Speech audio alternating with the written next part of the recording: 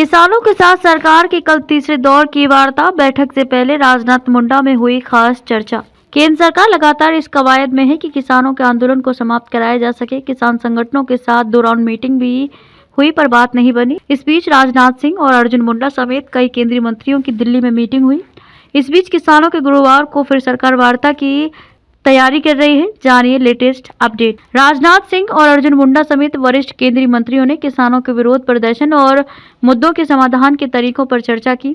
सूत्रों ने बताया कि बुधवार को रक्षा मंत्री राजनाथ सिंह ने कृषि मंत्री मुंडा के साथ किसानों से जुड़े विभिन्न मुद्दों पर विचार विमर्श किया। मुंडा भी उन मंत्रियों में से हैं एक जिन्होंने किसान ग्रुप्स के साथ वार्ता की थी। बैठक के बारे में डिटेल्स का तुरंत पता नहीं चल सका है। जानकारी मिल रही है कि किसान नेताओं और 3 केंद्रीय मंत्रियों के बीच गुरुवार को भी एक बैठक होगी। दोनों पक्षों के बीच ये तीसरी दौर की वार्ता होगी। किसानों से मिलेंगे 3 केंद्रीय मंत्री। किसान नेता सरवन सिंह पंधेर ने कहा कि शाम 5 बजे केंद्रीय मंत्रियों अर्जुन मुंडा, पीयूष गोयल और नित्यानंद राय के साथ बैठक होगी। फसलों के लिए न्यूनतम समर्थन मूल्य की गारंटी सहित उनकी मांगों को लेकर किसान नेताओं और केंद्र के बीच ये तीसरे दौर की बैठक होगी। इससे पहले दोनों पक्षों के बीच 2 बैठकें बेनतीजा रहीं। संयुक्त किसान मोर्चा और किसान मजदूर मोर्चा अपनी विभिन्न मांगों के लिए केंद्र पर दबाव बनाने के लिए दिल्ली चलो आंदोलन का नेतृत्व कर रहे हैं।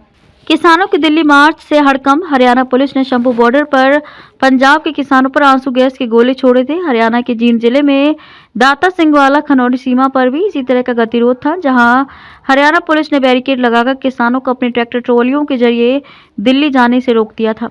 मुंडा ने मंगलवार को बताया कि एमएसपी की गारंटी देने वाला कानून सभी हितधारकों से विचार विमर्श किए बिना जल्दबाजी में नहीं लाया जा सकता। इसके साथ ही उन्होंने किसान संगठनों से इस मुद्दे पर सरकार के साथ रचनात्मक चर्चा करने की अपील की थी। किसानों को मनाने की कोशिश में सरकार। बीजेपी सूत्रों ने आगामी लोकसभा चुनाव में सत्ता में आने पर स्वामीनाथन आयोग की रिपोर्ट की एक प्रमुख सिफारिश को लागू करने का वादा करने के लिए कांग्रेस पर निशाना साधा। बीजेपी नेता ने आरोप लगाया कि कांग्रेस ने 2010 में लाभकारी कीमतों के लिए स्वामीनाथन आयोग की सिफारिशों को खारिज कर दिया था।